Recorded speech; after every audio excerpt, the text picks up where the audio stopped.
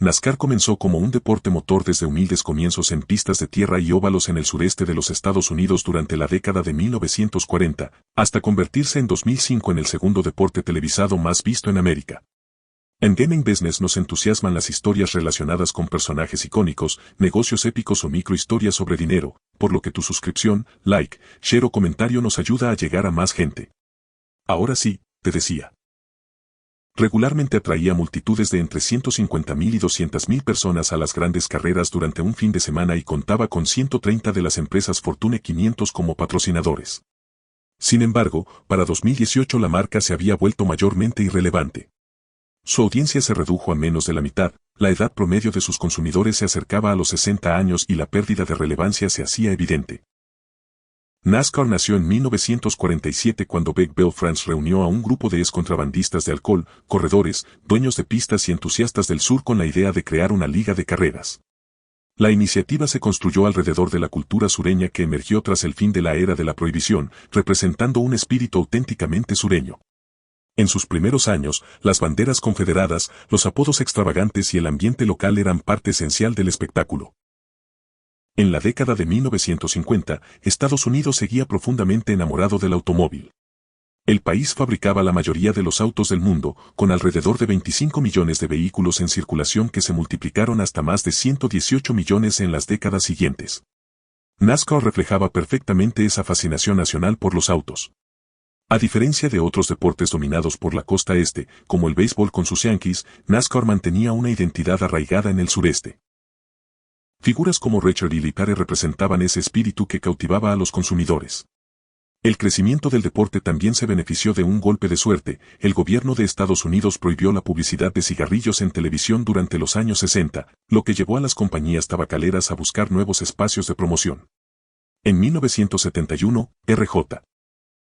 Reynolds, detrás de la marca Winston, decidió invertir fuertemente en NASCAR, patrocinando la Copa Winston y otorgando premios que pasaron de $100.000 en 1971 a más de $17 millones en 2003, con $4.5 millones para el campeón. Durante los años 70, la televisión abierta era la principal fuente de entretenimiento y NASCAR obtuvo otro golpe de suerte en 1979. Una tormenta de nieve paralizó al país justo cuando el Daytona 500 se transmitía en vivo por primera vez a nivel nacional. Millones de estadounidenses, atrapados en casa, vieron la carrera y quedaron fascinados. Casi 15 millones de personas sintonizaron el evento, lo que generó una nueva ola de fanáticos. La exposición televisiva creció aún más con la llegada del cable y el surgimiento de ESPN, que buscaba contenido deportivo constante y encontró en NASCAR una oportunidad ideal. ESPN ofreció cobertura nacional con transmisiones, programas dedicados y resúmenes en su programación nocturna, profundizando la conexión de los fanáticos con los pilotos y las historias del deporte. En los años 80 y 90, NASCAR disfrutó una nueva etapa de expansión. Surgieron estrellas altamente comercializables como Jeff Gordon y Dale Earnhardt, cuyos nombres se convirtieron en íconos para los fanáticos. Las pistas crecieron hasta niveles masivos, como el Texas Motor Speedway, que podía albergar a más de 200.000 personas. Para el año 2000, el deporte había alcanzado su punto máximo, era el segundo más visto en América, solo detrás de la NFL. Sin embargo, la estructura interna de NASCAR guardaba desequilibrios importantes. El 65% de los ingresos se destinaba a las pistas, el 10% a la organización controlada por la familia France, y solo el 25% a los equipos y autos, lo que dejaba a los dueños de equipos con apenas 7% del valor total. Esta estructura contrastaba con otras ligas deportivas donde los equipos son los principales beneficiarios. El modelo centralizado otorgaba a la familia France un control casi absoluto, a diferencia de otras ligas donde los comisionados responden ante los dueños. Mientras el dinero fluía, esos problemas estructurales pasaban inadvertidos. NASCAR había logrado convertir un deporte regional en un fenómeno nacional, firmando en 2001 un contrato de $400 millones anuales con Fox y NBC. Pero justo cuando todo parecía perfecto, comenzaron los problemas. En 2004, la organización implementó un nuevo formato de playoffs y un sistema de puntuación diseñado para atraer a nuevos fanáticos. Sin embargo, la complejidad del nuevo formato confundió a los aficionados casuales y alejó a los fanáticos tradicionales que valoraban la historia y las tradiciones del deporte. El calendario anual, con 36 carreras de febrero a noviembre, también generó fatiga entre los espectadores. A medida que las decisiones estratégicas seguían favoreciendo a los dueños de pistas, el descontento entre los conductores y los fanáticos crecía. La muerte de Dale Earnhardt en 2001 llevó a NASCAR a realizar cambios de seguridad que culminaron en 2007 con la introducción del auto del mañana. Aunque el objetivo era mejorar la seguridad, el nuevo diseño hizo las carreras más predecibles y menos emocionantes. Muchos seguidores percibieron que la organización se alejaba de las raíces que habían hecho grande al deporte. La Gran Recesión de 2007 agravó la crisis. Grandes patrocinadores, como fabricantes de automóviles y empresas Fortune 500, recortaron gastos o desaparecieron, dejando sin apoyo a numerosos equipos. La asistencia a las pistas cayó drásticamente y muchos equipos no lograron sobrevivir. En los años 2010, la salida de figuras emblemáticas como Jeff Gordon y Dale Earnhardt Jr. dejó un vacío de estrellas. NASCAR no consiguió atraer a las nuevas generaciones, menos interesadas en los automóviles y con hábitos de consumo más digitales. El número de jóvenes con licencia de conducir cayó a la mitad respecto a 2 décadas atrás, y pocos estaban dispuestos a ver carreras de 3 o 4 horas con pausas comerciales. Al mismo tiempo, la cultura sureña y conservadora que había definido a NASCAR comenzó a entrar en conflicto con las nuevas sensibilidades sociales. El movimiento Me Too y la creciente conciencia sobre inclusión chocaban con símbolos como la bandera confederada, que la organización prohibió recién en 2020. Para adaptarse, NASCAR intentó suavizar su imagen, introduciendo nuevas reglas, pistas más modernas y una estética más corporativa, alejándose de sus raíces. Sin embargo, su base de fanáticos tradicionales percibió esto como una traición a los valores originales. Entre 2005 y 2010, la asistencia y la audiencia televisiva se redujeron a la mitad. Un intento en 2015 de intercambiar banderas confederadas por banderas estadounidenses mostró el profundo cisma entre el público tradicional y el nuevo rumbo de la organización. Casi nadie aceptó el cambio. Hoy en día, la audiencia de NASCAR es la más baja de su historia y su edad promedio ronda los 60 años. Los patrocinadores se han retirado progresivamente, empresas históricas como Comcast o Home Depot abandonaron el deporte ante la falta de retorno publicitario.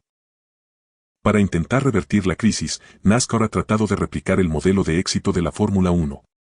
Ha impulsado nuevas figuras más comercializables, como Bubba Wallace, y fomentado la conexión directa con los fanáticos a través de redes sociales y plataformas digitales. También se han sumado nuevos propietarios influyentes como Michael Jordan y Pitbull, mientras la organización busca equilibrar las condiciones entre dueños de equipos y la liga. El nuevo auto Next Gen pretende recuperar la emoción de las carreras sin comprometer la seguridad. Además, NASCAR ha reabierto pistas históricas como North Wilkesboro para rendir homenaje a sus orígenes y reconectar con los fanáticos tradicionales. A nivel mundial, NASCAR nunca logró consolidarse como una marca de alcance verdaderamente global. Mientras otras ligas automovilísticas, como la Fórmula 1, expandieron su influencia en Europa, Asia y Medio Oriente, NASCAR permaneció anclada a su base estadounidense. Los intentos de internacionalización, como las carreras en México, Canadá o Japón, tuvieron resultados limitados y no lograron establecer una audiencia sostenida.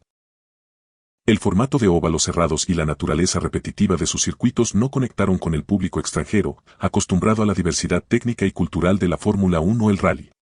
A pesar de invertir en transmisiones internacionales y merchandising, los espectadores fuera de Estados Unidos no encontraron en NASCAR una identidad con la que pudieran relacionarse.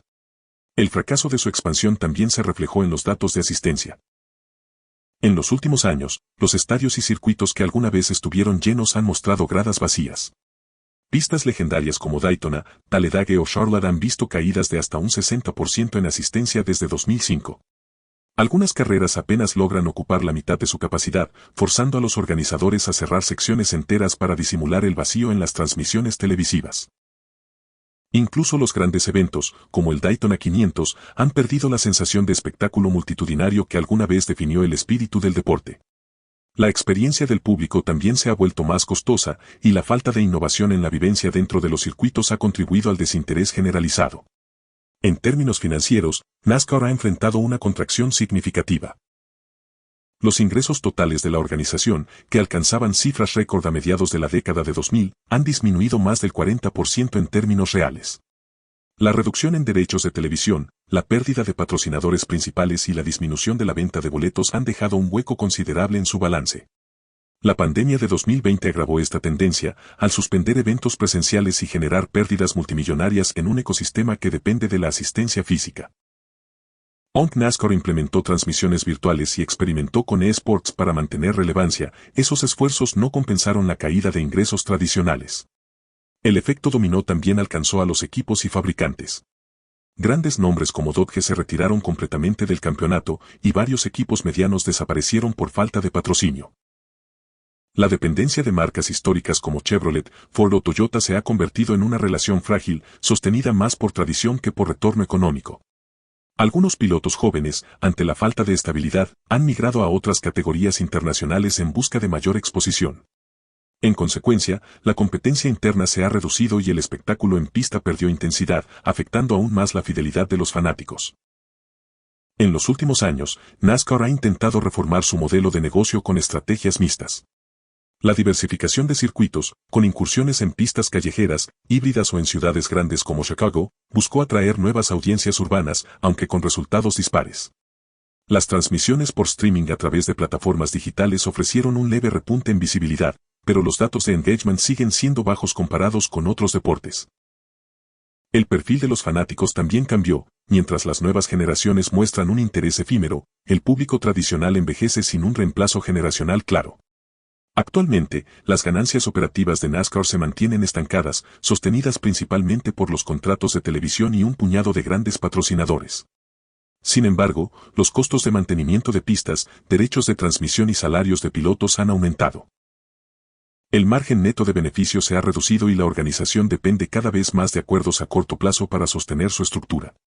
Algunos analistas deportivos señalan que, sin una reestructuración profunda del modelo de ingresos, NASCAR corre el riesgo de entrar en una fase de contracción prolongada. A mediano plazo, las perspectivas son inciertas.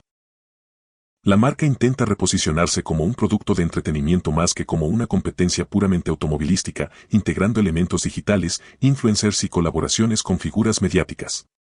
Sin embargo, el reto es doble, reconquistar al público estadounidense desencantado y lograr por primera vez una conexión real con audiencias internacionales. La globalización del automovilismo avanza con rapidez, pero NASCAR todavía lucha por encontrar su lugar fuera de su territorio original. Mientras la Fórmula 1 consolida su expansión global con circuitos en Arabia Saudita, Miami o Las Vegas, NASCAR continúa buscando la fórmula que le permita volver a acelerar sin perder su identidad. El éxito reciente de la Fórmula 1 con producciones como Drive to Survive demuestra que NASCAR pudo haber seguido un camino diferente. La raíz de su declive se encuentra en las decisiones estructurales sobre el reparto de ingresos y el control centralizado, que favorecieron a las pistas y a la familia Franz por encima de los pilotos y los fanáticos. Estas decisiones minaron la sostenibilidad del deporte y alejaron a su público.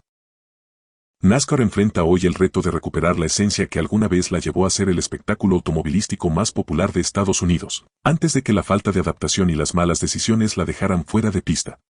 No olvides que tu feedback es muy importante para nosotros, porque nos permitirá mejorar nuestras siguientes entregas. Gracias por quedarte hasta el final.